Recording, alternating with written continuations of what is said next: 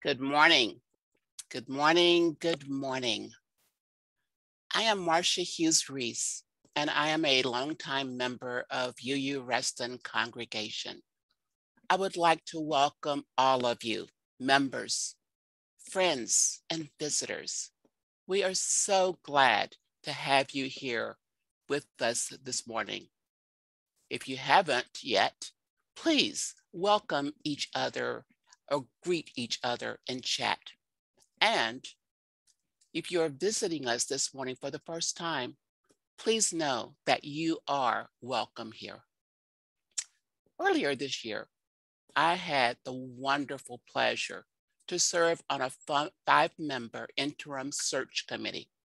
I am so delighted this morning to introduce to you a very special person that our interim search committee selected on your behalf. And that is our new interim minister, the Reverend Scott Alexander, who will be leading our service this AM. Just a little bit about Reverend Scott.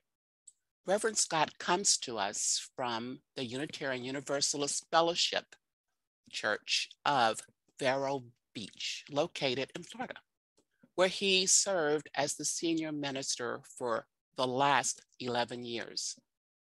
Reverend Scott is a third-generation Unitarian Universalist, has a Master of Divinity from Starr King School for Ministry, and an undergraduate degree from Lawrence University.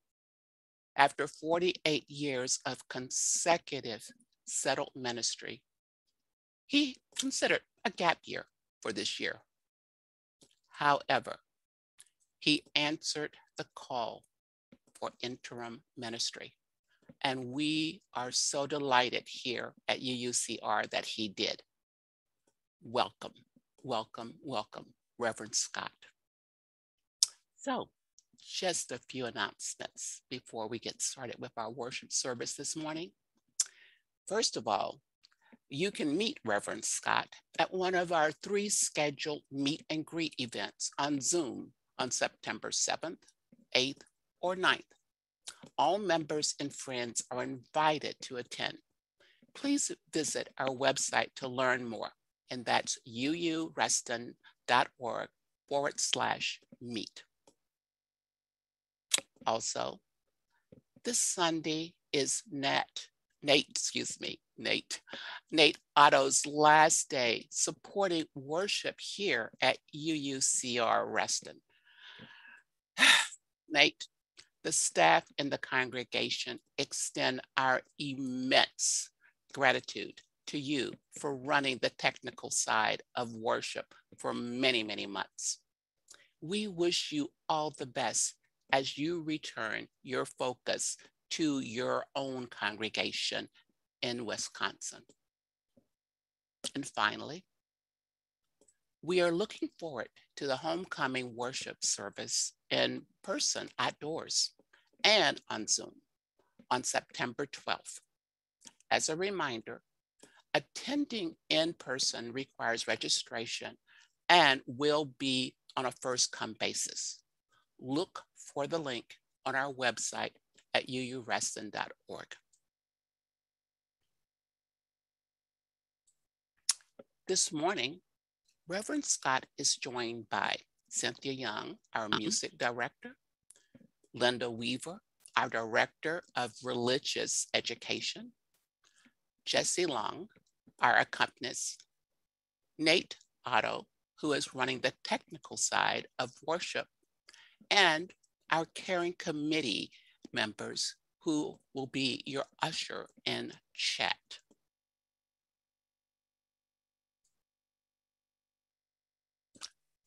And now, let us center ourselves for worship. Please take some deep breaths for me. Let's take 3 deep breaths.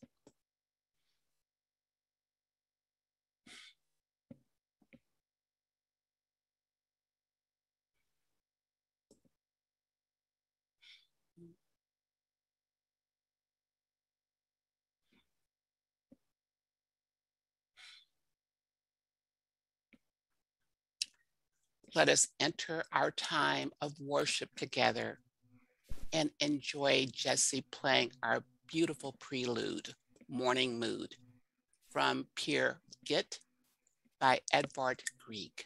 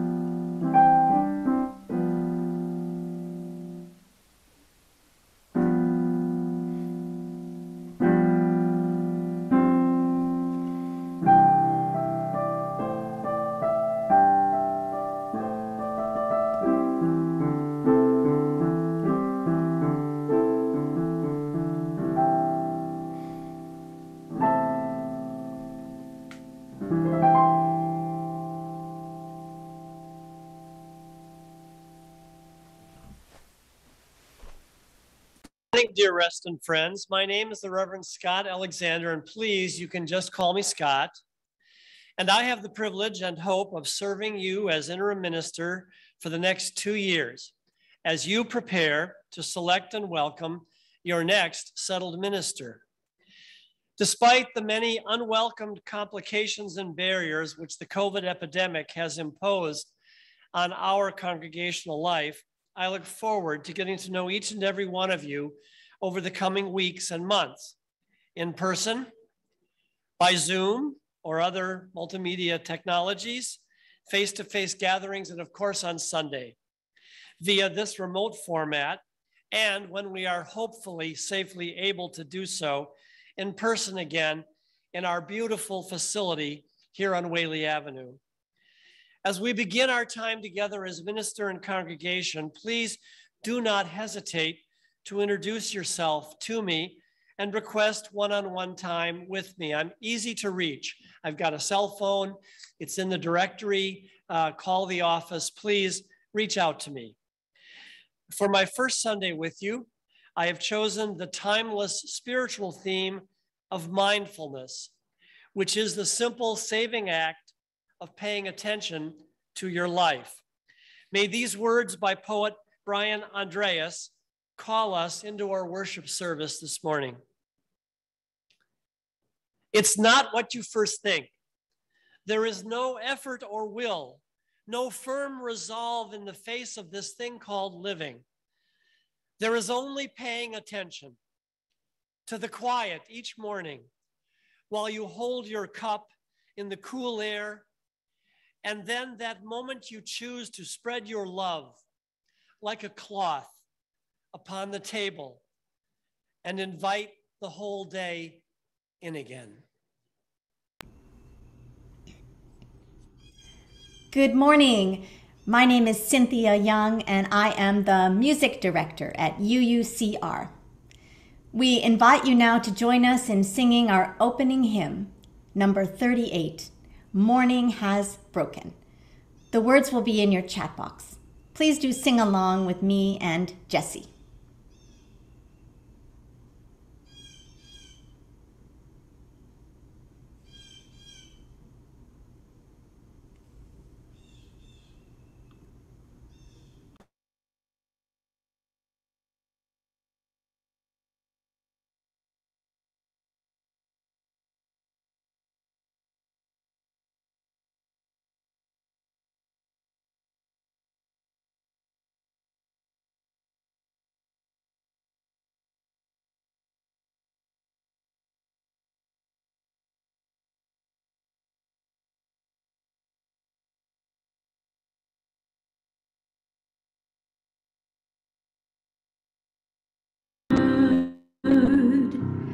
Sweet the rain's new fall, sunlit from heaven, like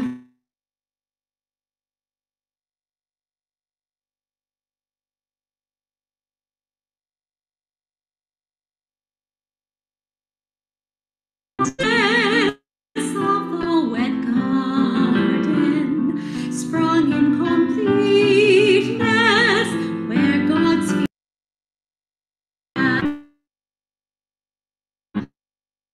mine is the song of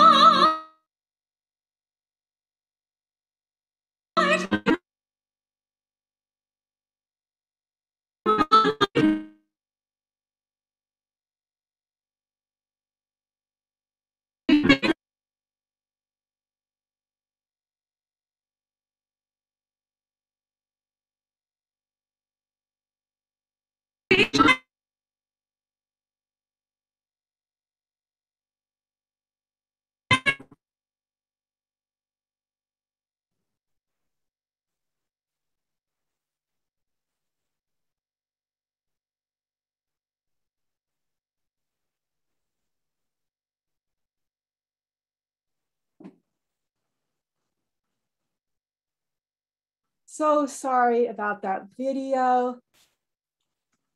And hopefully we'll hear it another time. Good morning. My name is Linda Weaver, and I'm the Director of Religious Education at UUCR. As Reverend Scott lights the UU Reston Chalice in the sanctuary this morning, you may wish to light a candle in your own home.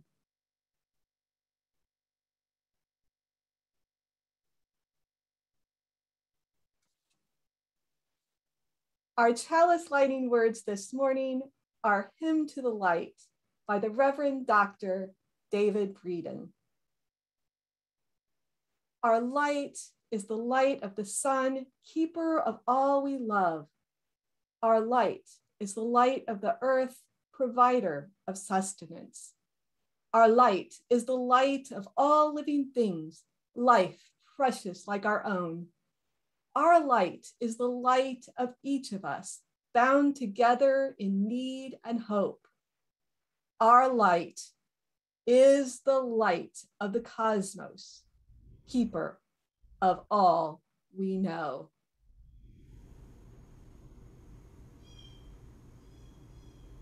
We do apologize. We seem to be having some technical issues this morning, but we will carry on. In our church, we intentionally recommit to each other every Sunday by singing our covenant together. Love is the spirit of this church. We will sing along, hopefully, if all goes well, with our UUCR choir and congregation video. The words will be in your chat box. If you are visiting us this morning for the first time, we hope that you will accept this song as our blessing to you.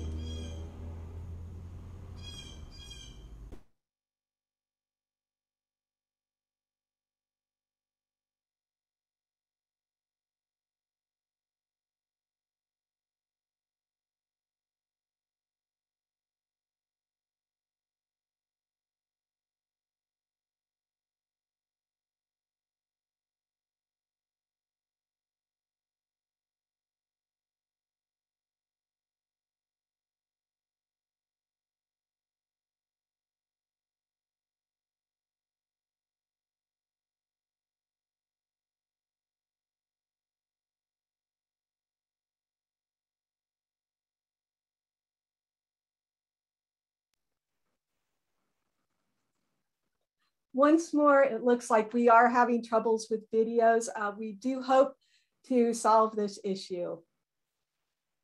So now is the time for all ages, so gather around your screens. Our story this morning comes to me from many different sources, but with no original source listed. It may have first been told long ago and far away, or maybe not. But one day, a young boy traveled to a monastery to learn under the greatest Buddhist teacher of the day. The boy dreamed of becoming a monk, learning great things and becoming enlightened. When he got to the monastery, he was told that he had to chop wood for the monks' fires and carry water for the kitchens. Every day, he chopped wood. And join me if you're comfortable and able. Let's try to pretend to chop wood with an axe. And he carried water. Let's pretend to carry heavy pails of water. In the days before electricity and running water, if you wanted to warm your rooms in the winter or cook your food, someone had to, and join me in this, chop wood. And if you wanted water to drink, or to wash yourself or your clothes, someone had to carry water. All day long, this boy in the monastery chopped wood and carried water. He was allowed to join the monks for their prayers and meditation, but as the days went by, he spent most of his time chopping wood and carrying water. He became frustrated because he saw no teaching happening around him. One day, he was told to take tea to the great teacher who was in charge of the monastery. When the boy arrived in the room, the wise man noticed that he looked sad and asked why. The boy replied, "All I ever do here is chop wood and carry water. I want to learn. I want to understand and be wise. I want to become a great and enlightened monk like you." The older man said, "When I was a novice like you, I started in the same way. Every day I would chop wood and carry water.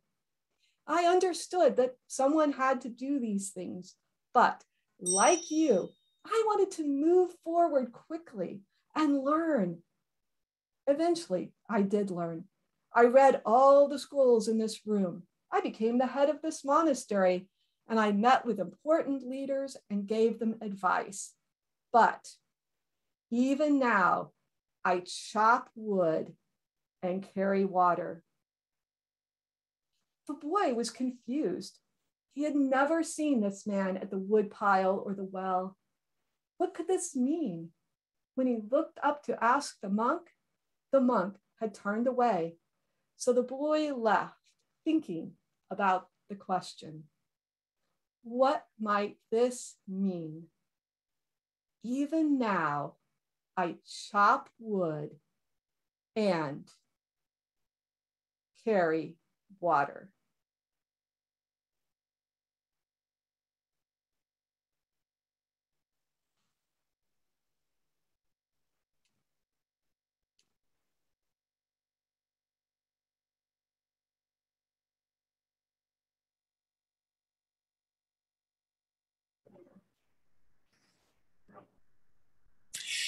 So now is the time in our service when we share joys and concerns, so no one has to hold them alone.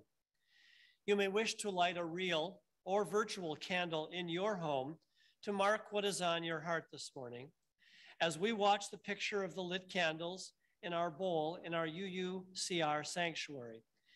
If you would like to share in chat, please write to all attendees, and remember that what you write is public. Please read each other's joys and concerns, and then enter into your own time of reflection and prayer as we listen to Jesse play our meditation music.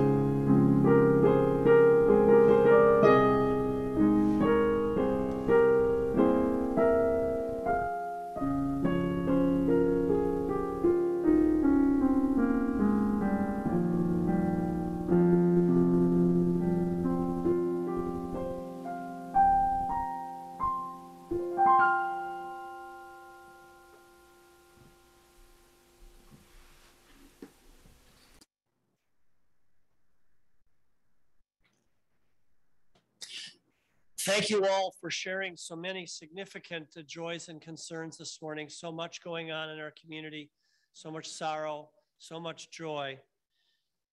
I offer this prayer. Spirit of life and love, we are grateful for this community that is faithfully with us in times of both sorrow and joy. We hold in our hearts this morning all who are grieving, all who face illness or disability themselves, or in a loved one or a friend. We hold in our hearts and prayers, of course, the people of Afghanistan and all the many Afghanis who have come to our country and our state, Virginia, as refugees over recent days. May we Americans show them hospitality, compassion, welcome, and generosity. Our hearts also go out to all our fellow citizens from the Gulf region to New England, who have suffered the death and destruction that resulted from the terrible hurricane this last week, Ida. So many died. We also lift up families here and around the country, experiencing questions, concerns, anxieties, and joy as children now return to school. Even in times of great sorrow and struggle, there's always joy. We celebrate with the children and families excited about the return to in-person school and college students returning to their studies. We celebrate all of our many birthdays and anniversaries, and we experience the joy of travel and time with family and friends, including those joining us today. Whether shared here this morning, remotely, or held silently in our hearts, may our joys be multiplied in community, and here in this community of faith, may all find comfort. Amen, and blessed be.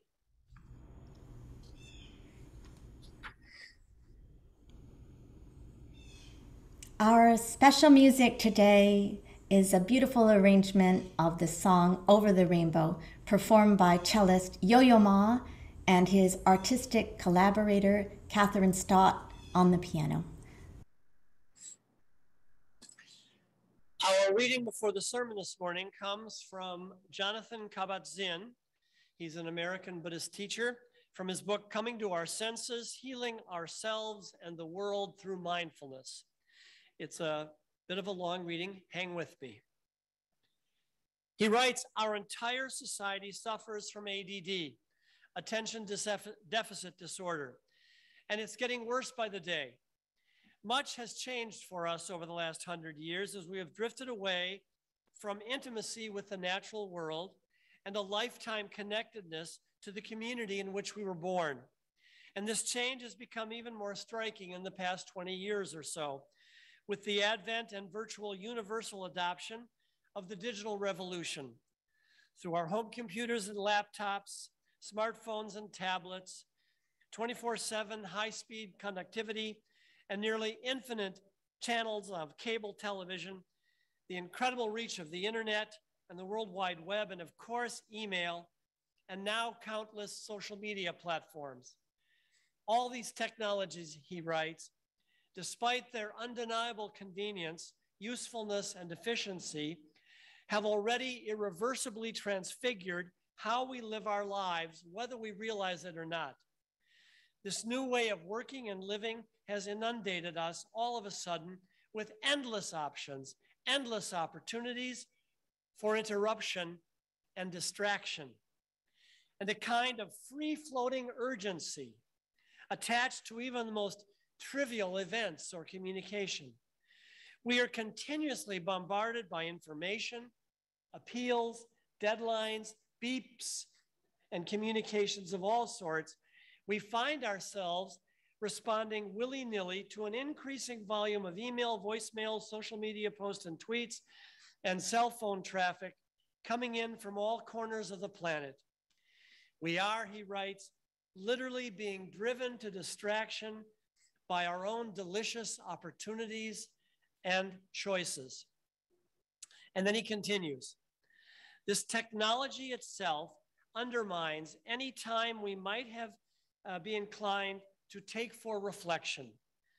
It has given rise to a dance of inattention and an instability of mind. There is so much more to pay attention to these days, and it's now harder to pay attention to any one thing. The relentless acceleration of our way of life over the past few generations has made focusing on anything something of a lost art. Things come at us fast and furious, relentlessly.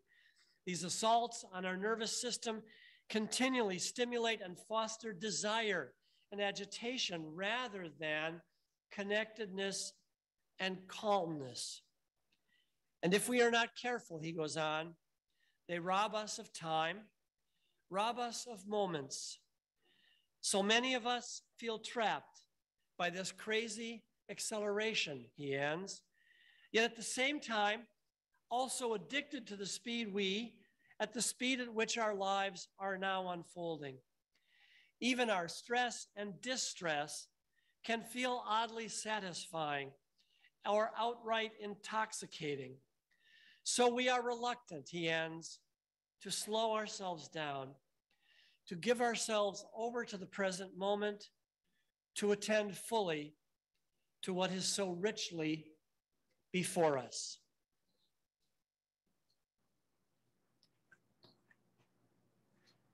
The ancient Zen proverb from the 6th century reads simply, before enlightenment, chop wood and carry water. After enlightenment, chop wood and carry water. My sermon title this morning comes from that famous proverb. But what in the world does this mean?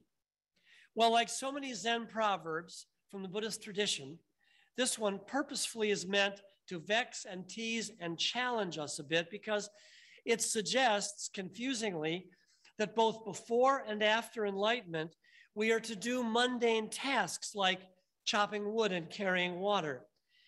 And I thought that enlightenment was supposed to change everything by taking us to a higher spiritual plane. So what is this proverb teaching us? The Zen idea, as best as my linear Western analytical mind can understand it, the point here is that human enlightenment and subsequent fulfillment and happiness is achieved in this life not through some glorified, esoteric, spiritual transition, but rather by being fully present with total mindful awareness to the ordinary, mundane tasks of your life, like the ancient, simple tasks of chopping wood and carrying water. As one Buddhist teacher puts it, doing any task with full awareness, practicing being in the world with a focused, loving kindness will help one reach enlightenment. This proverb teaches that the chattering, thinking mind can be quieted through repetitive awareness-filled work. And another writer says that this proverb urges us to, quote, break life down into the simplicity of the present moment. As human beings, we do not usually live in the present moment, this author goes on. We carry our past forward with us. We yearn for something in the future, and all the time we miss what is right in front of us all the time. Life is beautiful, she goes on, right in front of us at every moment.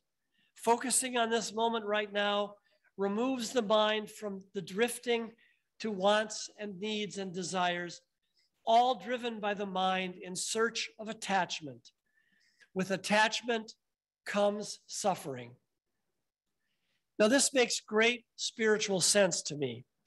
Whether you're talking about life in 6th century China or 21st century Virginia, our lives are made rich and full and satisfying when we mindfully and lovingly focus on each moment and task that is at hand, no matter how mundane it may seem, and refuse all the easy distractions that could keep us locked away from the fullness of each irretrievable moment that is ours. In this morning's reading before the sermon, Jonathan Kabat-Zinn reminds us that modern American life, with its high-tech gadgetry clamoring 24/7 for our attentions, it does conspire to keep us distracted and thereby distanced from much of the rich life that is right in front of us at any given moment. As I will explore further next Sunday when we hopefully meet outside, weather permitting, in our parking lot here at Whaley Avenue, this problem has been worsened by the many psychological and dislocations and anxieties with the COVID epidemic that is imposed on our psyches. Everything I'm saying this morning has been exaggerated by COVID. As he writes elsewhere, John Kabat-Zinn says, fundamentally, mindfulness is a simple concept. Mindfulness means paying attention in your life in a particular way, on purpose, to the timeless beauty and richness of the present moment open-heartedly and not judgmentally. Mindfulness is none other than the capacity we already have to actually know what is happening as it is happening. It is a vast and spacious awareness, he goes on, of both heart and mind. We have already noted how out of shape we Americans are when it comes to exercising our innate capacity to pay attention. But mindfulness, he reminds us, can be refined through systematic practice. And then he gets to something that is crucial, I feel. And since there is nothing particularly Buddhist about paying attention or about awareness, nothing particularly Eastern or Western, Northern or Southern for that matter, the essence of mindfulness, he writes, is truly universal. Mindfulness is the final common pathway for what makes us human, our capacity for awareness and self-knowing. So he writes, the Zen saying after enlightenment and chopping wood and carrying water is simply a powerful reminder for each of us to remember to focus mindfully on each task and moment, no matter how mundane it is as it presents itself to us. Many of you who do not know me yet do not know that over the past 2 decades, I have completed 5 intense 30-day bike rides across America, about 120, 130 miles a day. That's me in Alabama, actually, on ride number 3, I think. I've raised more than $250,000 to combat poverty and hunger in the communities I've lived in. And I must tell you that each one of these long rides, which are very exhausting sometimes, have nonetheless been for me an opportunity for incredible life-enriching mindfulness. Now, I will admit that some days on these long rides can be rather tedious, especially out west, where the desert doesn't vary very much. But I'm here to report that. Next slide. Nowhere, Oklahoma. Even an ignominiously named place like Nowhere, Oklahoma, the tiny dusty town I've actually ridden through 3 times, there's actually plenty to mindfully and joyfully take in if you're simply awake. Because you see, Nowhere, Oklahoma could be understood as now here, Oklahoma. You didn't think about that when you first saw it, did you? You saw the nowhere. Well, it could be now here, Oklahoma. You know, now Nowhere, Oklahoma, talk about a chronically low self-esteem town if there ever was one. But I will tell you that even in Nowhere, Oklahoma, there's interesting things to see.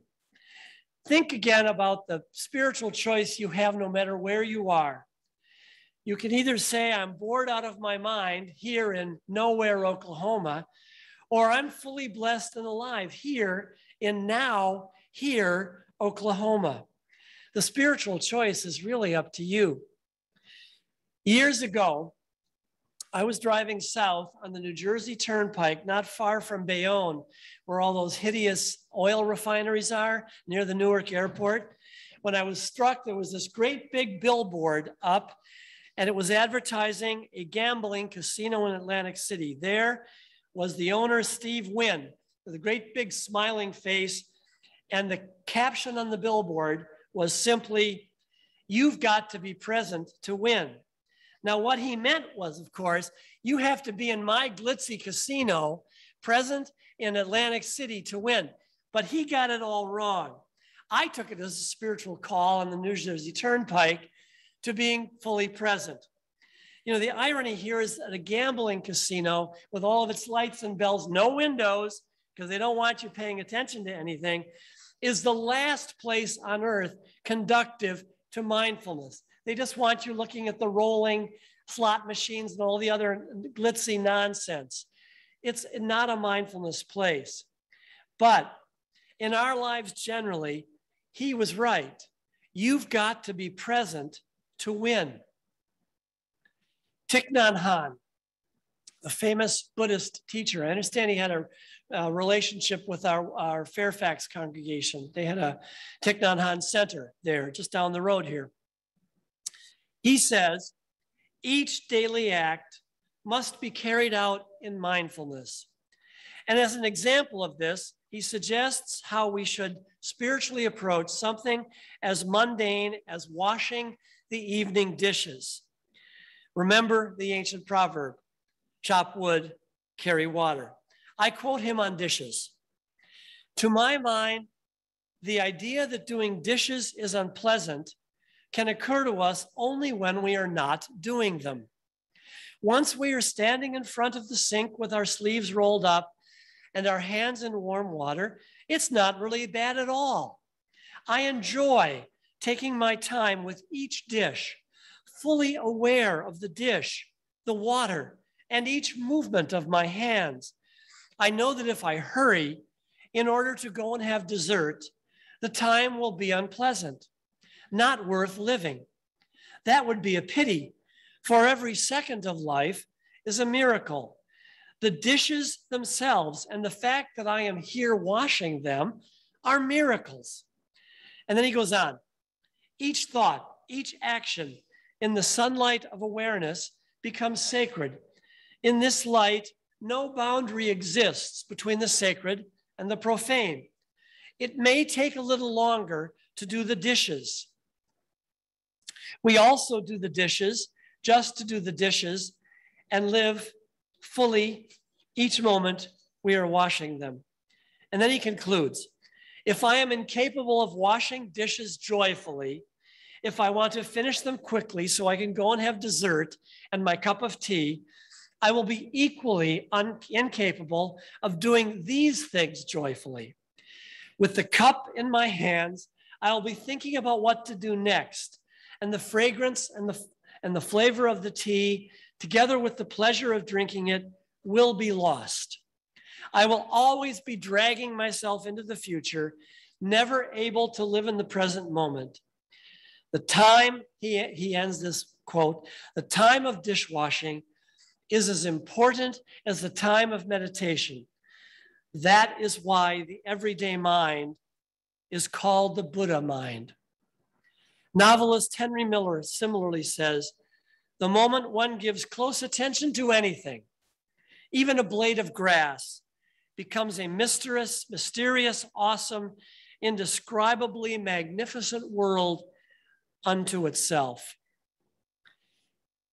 Now I realize that a lot of busy, no-nonsense Americans, to us, this idea of turning evening dishwashing into a sacred moment of life-satisfying and soul-filled awareness might seem a stretch. But I say don't knock it till you've tried it.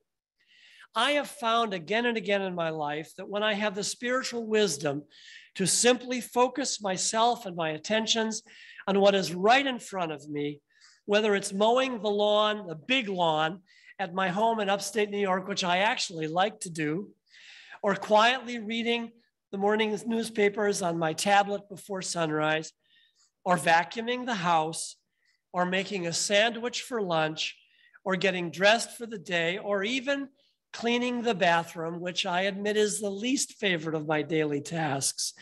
Whenever I have the spiritual wisdom to keenly focus myself and my attentions on what is immediately at hand, I discover unexpected satisfaction, richness, and joy. Let me give a little example from my own life. Recently, I have made a spiritual practice of simple, focused mindfulness about the process of waking up each morning.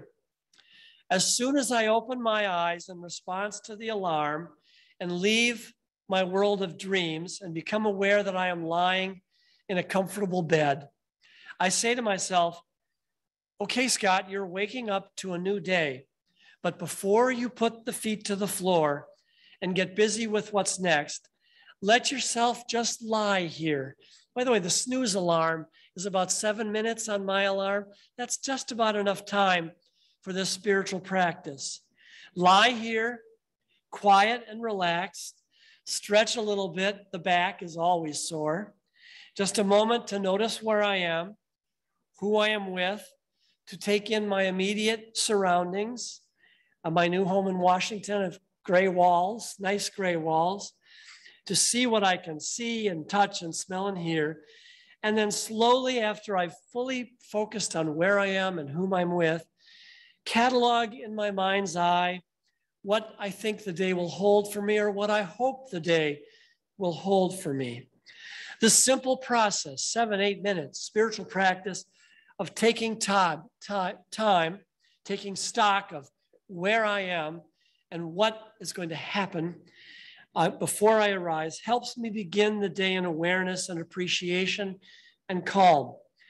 And it sets the stage for greater mindfulness all day long.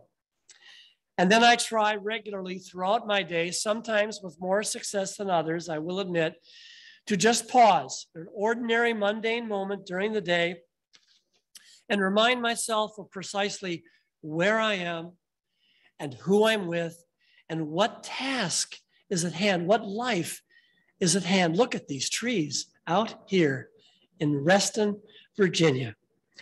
Let me give another example of this. For the last 11 years, I have served a congregation in Florida, the Vero Beach congregation, which owns and operates a nursery school with 110 children.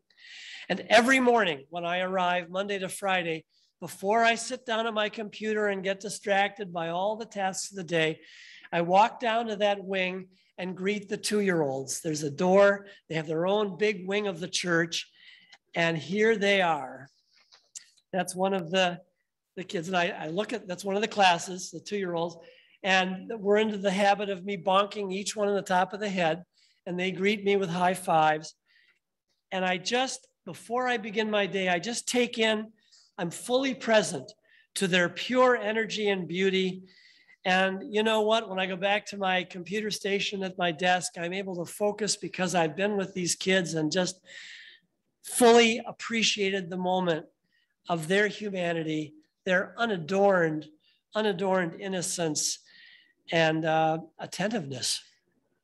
Another spiritual practice of chopping wood and carrying water that I attempt to practice day in and day out is the simple practice of intentionally focusing on only one thing at a time, usually that which is most importantly right in front of me, and refuse, if I can, to allow all these distractions that come in, this modern day curse, which is called multitasking, and more on that in just a moment.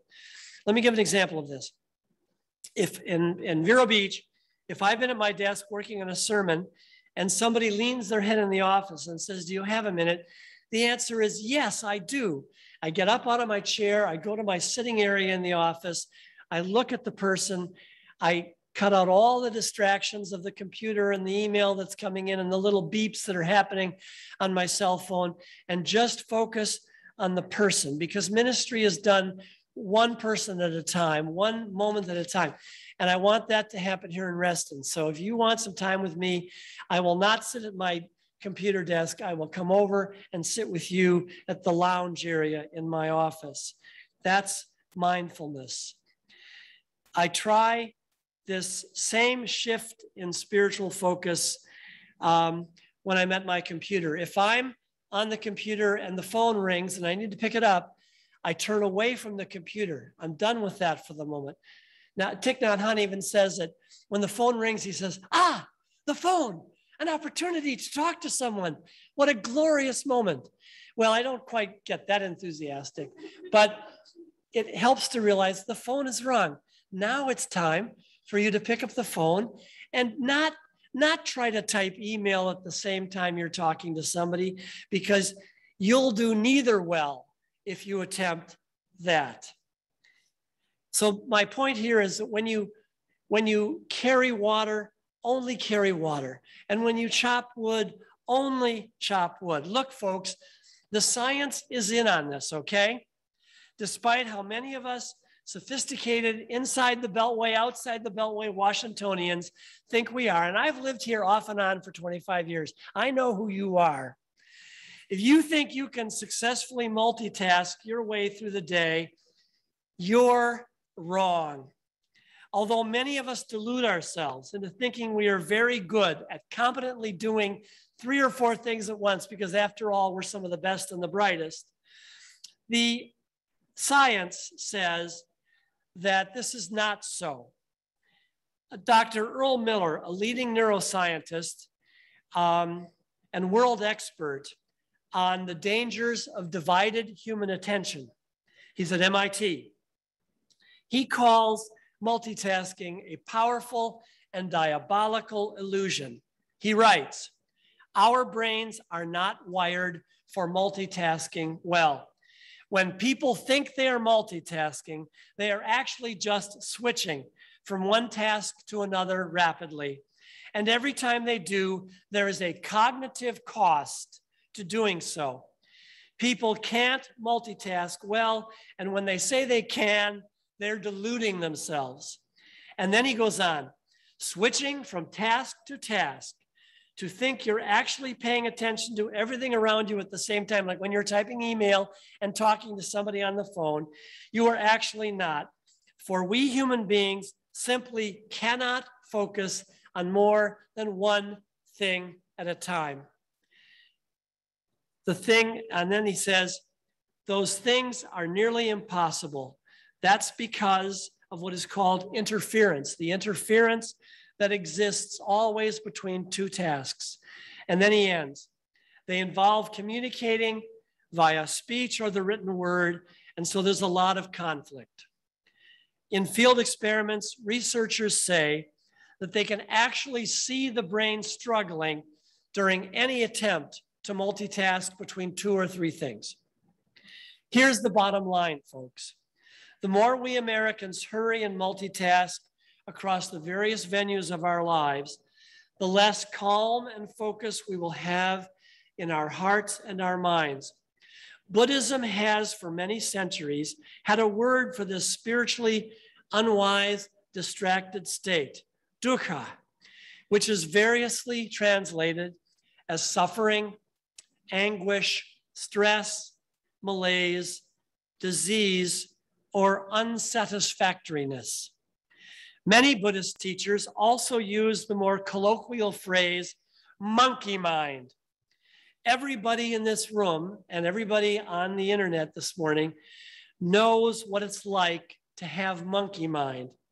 You have a monkey mind when, because of the crazy, cluttered, distracting pace you are trying to keep in your neurological life, multiple thoughts are racing willy-nilly in your head, much the way a monkey scurries frantically and aimlessly, apparently, in some high jungle tree.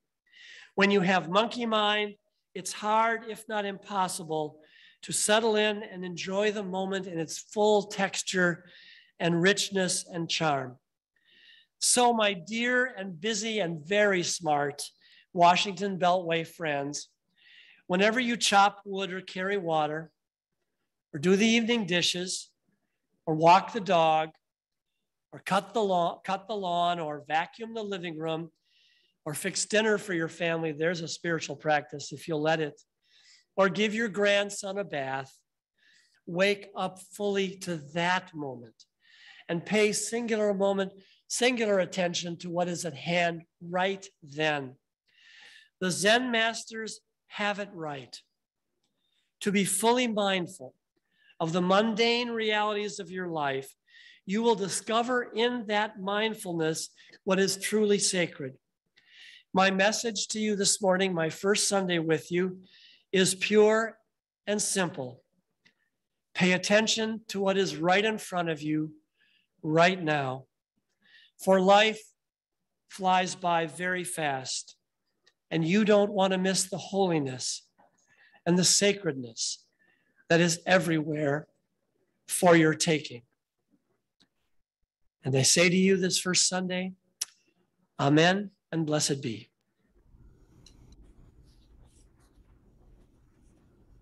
Thank you, Reverend. Our closing hymn today is number 398, "To see the world in a grain of sand and a heaven in a wild flower." We are so happy to invite you to sing along with the new hymn video, which members of our UUCR choir created with me and Jesse just yesterday at our first in-person rehearsal in 18 months. It was such a joy to be singing together again. The words will be in your chat box. Please do sing along with all of us.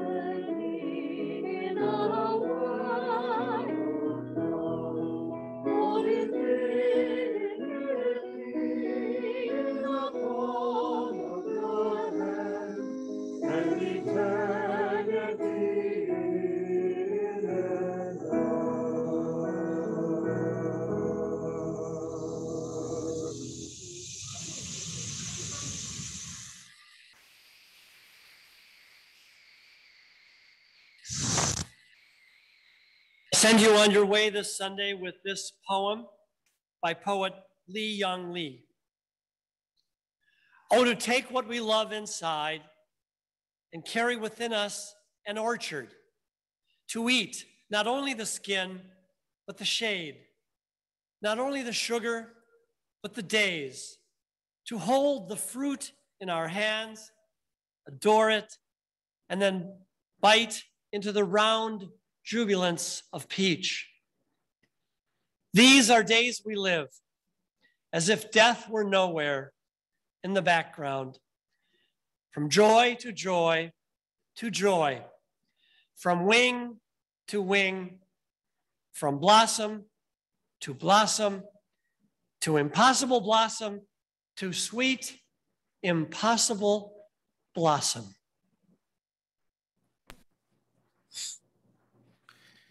The postlude today is What a Wonderful World by Louis Armstrong, with words and music by George David Weiss and Bob Thiele. I hope that you sing along with me. The words will be in your chat box.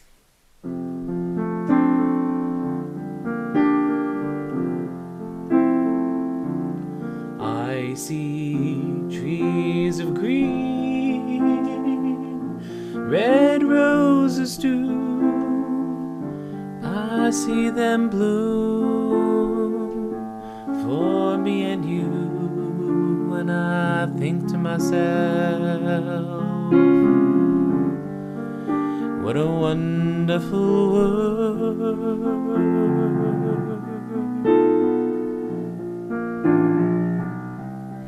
I see skies of blue and clouds of white, the bright blessed day, the dark sacred night, and I think to myself, what a wonderful world.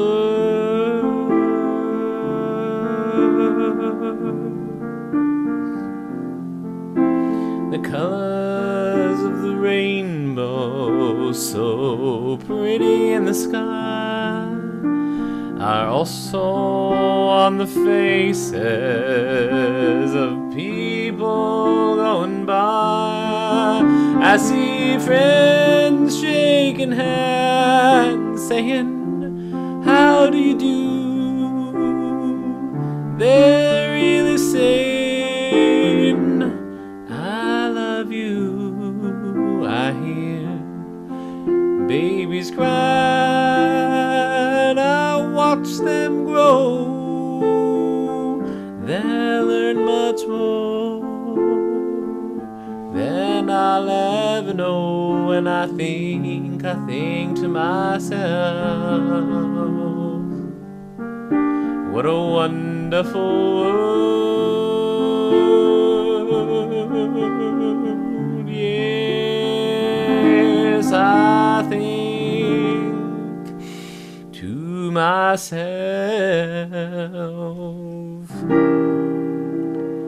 what a wonderful world.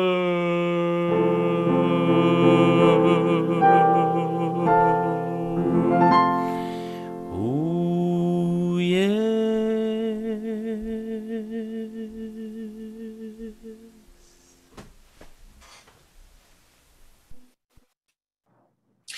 Thank you, Jesse.